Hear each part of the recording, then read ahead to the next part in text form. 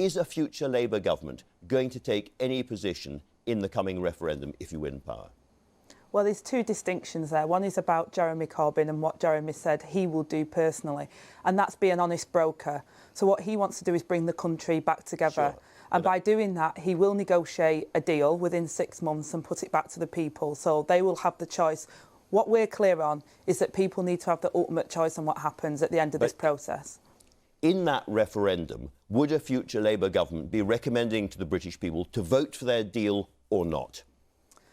Well, we've said, like you said in the opening piece, is that we've said that we'll have a special conference to look at that.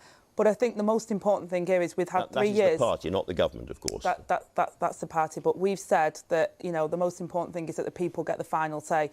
With the Tories at the moment, we've had 3 years of diva and we've not been able to get a deal. Boris Johnson, of course, did have a deal that he got passed through Parliament and then he collapsed Parliament. But I'm sorry, Angela Rayner, I'm sorry to interrupt, but I've asked a very straightforward question. Would a future Labour government take a position on the deal it has negotiated with Brussels or not?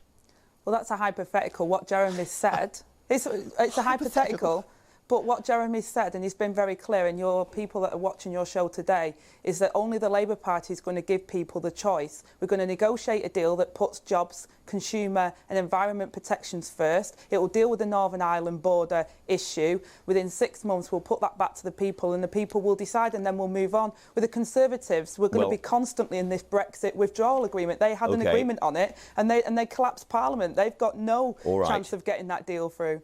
But as things stand, you negotiate this deal, you bring it back, the Prime Minister is neutral, most of the senior members of the Cabinet are in favour of Remain, because we're talking about a Labour Cabinet now.